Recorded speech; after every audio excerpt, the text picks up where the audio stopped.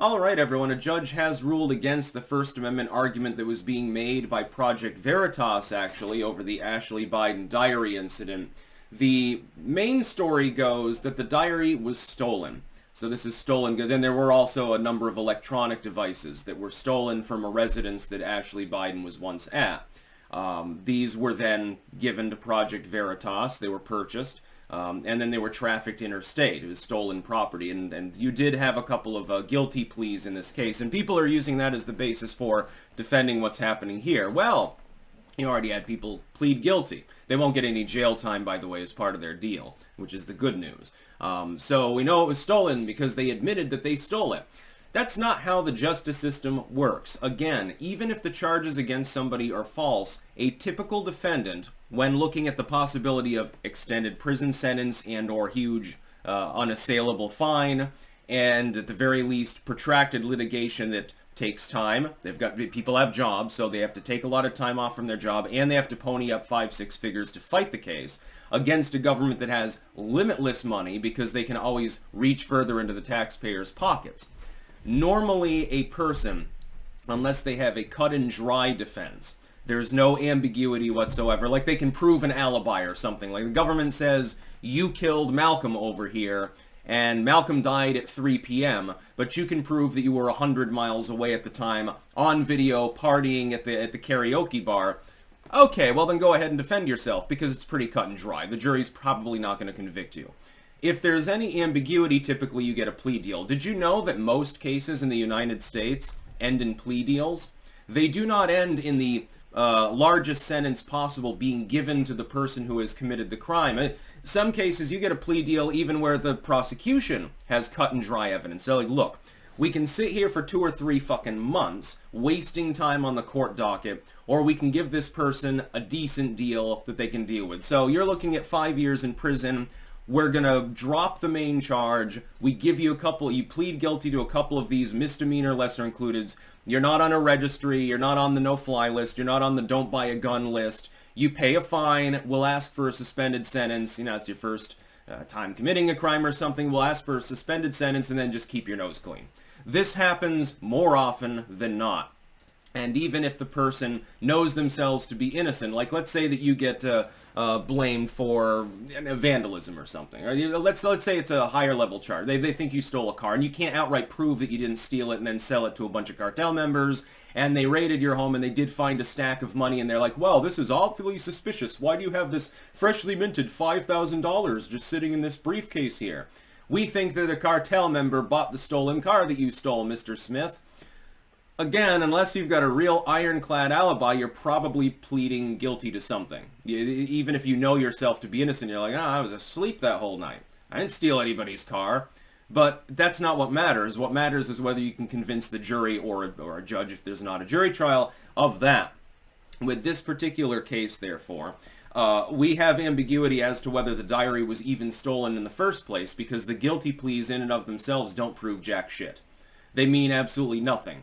On paper, for court purposes, yeah, maybe they do. For actual pragmatic, realistic purposes, no. There's a disconnect between the two within the so-called justice system. This is the way that it works. You should spend a couple hours having a lawyer describe it in more detail than I can give you, because, of course, I don't practice law. Ashleibiden's diary, however, is the central focus of this investigation. Veritas said, we were conducting journalism at the time. We were offered this material, we obtained this material, and we reported on this material. It's journalism. It's protected under the First Amendment.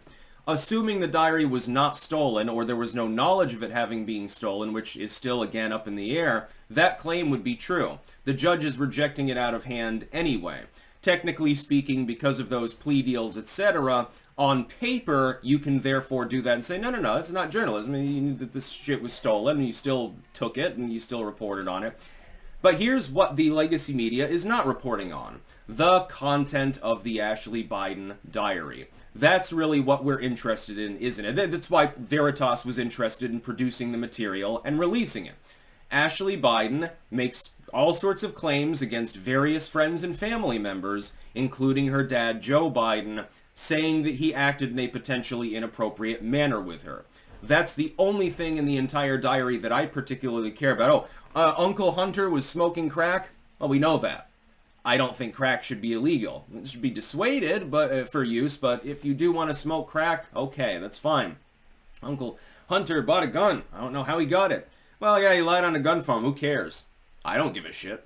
I don't care if you're a crack addict with a gun. You know, once you're on the crack, you're probably too shaky to use it anyway. I don't think that you're really necessarily going to be the greatest threat to anyone. And if you roll somebody, that's a property crime more than anything else.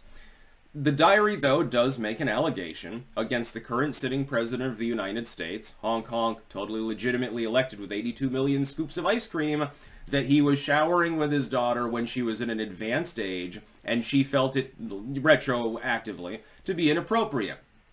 Joe can come out and say, well, you know, back then we didn't think anything about it. Play ignorant as though there weren't pervs around in the 1950s and 60s. Now it just magically showed up. Everything was like Leave It to Beaver, and we were so innocent. We didn't even sleep in the same bed when we were married.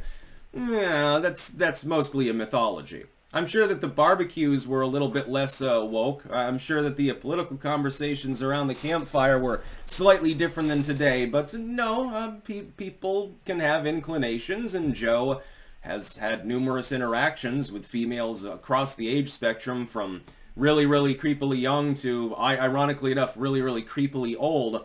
And he says, well, you know, I'm a touchy-feely, like schmoozy. I'm just sort of an old guy, you know. It's just sort of what we did back then. Yeah, back when people raped their secretaries when they were corporate CEOs and they got away with it because he didn't have a Me Too movement, maybe. Joe's just showing his age with that one. That claim, though, centrally is important. What I see is effectively nothing more than a cover-up. An attempt to punish Project Veritas, of which James O'Keefe, by the way, is no longer a member. They kicked him out, and now you've got O'Keefe Media, and they seem to be doing better than Veritas, actually, at the moment. Might get bankrupted at some point here. I think they laid off half their employees last month. But they did investigative journalism. They did their job. The legacy media is not doing this sort of thing. The legacy media wouldn't even comment on the Hunter Biden laptop and openly stated to the American people, we're not going to look into its validity because we don't think there's any validity there. They did the same thing on steroids with this diary. For months they were pretending that there was no corroboration that the diary even exists. Well, you can't litigate against someone for stealing something that doesn't exist. You can claim that it exists and that they broke the law in obtaining it, but then you're corroborating the fact that it exists. Why then would we expect that the scans that we saw from the diary were falsified when they came from the same source that was already vetted? And Veritas had held it back for some time, actually, in order to corroborate. Again, they did their journalistic due diligence when nobody else would. It's gotten to the point where a bunch of goofballs like me with webcams and off-hook journalism groups operating out of the backs of vans and small groups that have a semi-corporate structure and keep getting abused by the legal system, we're the only ones that are actually reporting what's happening to people. It's unfortunate because you used to be able to tune into the so-called actual news, to the legacy media, and there was an attempt made. Yeah, there were cover-ups. Yeah, sometimes a journalist takes a bribe or gets threatened into silence by the mafia or something like that, but an attempt was made. Well, where are the muckrakers of today? They don't seem to exist in corporate newsrooms anymore. Not going to get it from a newspaper. Certainly not going to get it from cable news. Less and less you're going to get it from talk radio or something like that. It's all dry, boring nonsense. You're going to get it from somebody with a Rumble channel or from James O'Keefe or something like that, or from InfoWars or something. That's about all. Peace out.